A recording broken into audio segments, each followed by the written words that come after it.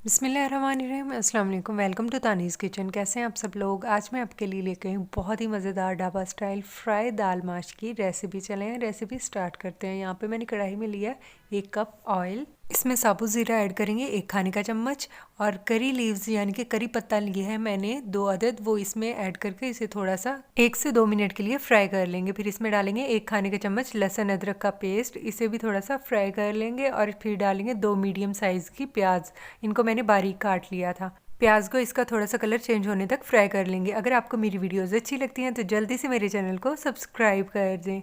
और यहाँ पे देखिए प्याज का कलर चेंज हो चुका है, थोड़ा सा लाइट हो चुका है। इसमें अब डालेंगे टमाटर 2 अदद बारीक चॉप किए हुए, 4 अदद सब्ज़ मिर्चें, इन्हें बारीक काट लिया था मैंने। टमाटरों को भी 2 से 3 मिनट के लिए अच्छे से भून लेंगे। यहाँ पर हमारे टमाटर हो चुके हैं। इसमें अब ऐड करेंगे धनिया पाउडर, मैंने लिया आधा खाने का चम्मच। इसके बाद इसमें डालेंगे लाल मिर्च पाउडर 1 खाने का चम्मच। इसके बाद डालेंगे इसमें हल्दी पाउडर आधा चाय का चम्मच। इसके बाद हम मसाले में ऐड करेंगे ज़ीरा पाउडर आधा खाने का चम्मच।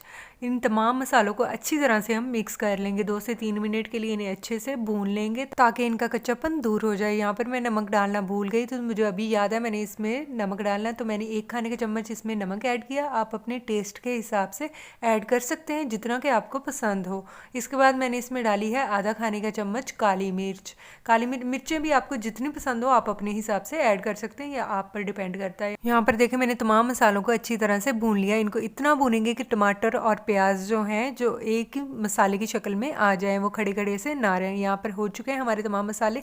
इसमें अब ऐड करेंगे माश की दाल। इसे मैंने पहले से उबाल कर रख लिया था। इसे ज़्यादा नहीं बॉयल करेंगे, बल्कि इतना उबालेंगे कि जैसे हम चावल उबालते हैं 1 कनी, वैसे 1 कनी जब इसकी रह जाएगी तो हम इसको उतार लेंगे। पूरी तरह से दाल को नहीं उबालेंगे।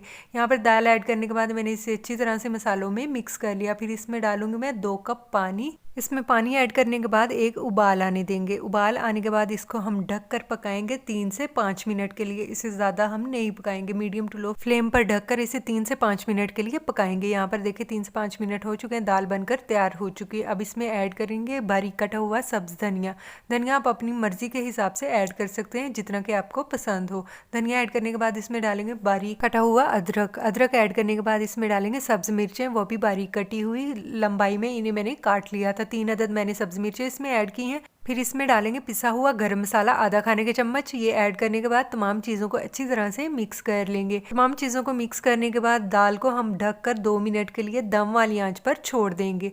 यहाँ पर आंच को अपने दम वाली ही रखना है, ज़्यादा आंच करेंगे तो दाल नीचे से जल जाएगी। यहाँ पर देखें हमारी दाल बहुत ही मज़ेदार सी बनकर तैयार हो चुकी है, ढाबा स्टाइल फ्राई दाल माश, और ये बहुत ही मज़ेदार बनती है। आप ज़रूर ट्राई कीजिएगा और कमेंट्स में अपना फीडबैक भी ज़रूर दीजिएगा। अपना बहुत सारा ख्याल रखिएगा, दुआओं में याद रखिएगा। मिलते हैं नेक्स्ट वीडियो में। अल्लाह हाफिज़। मेरे चैनल को सब्सक्राइब और लाइक करना भी मत भूलिएगा।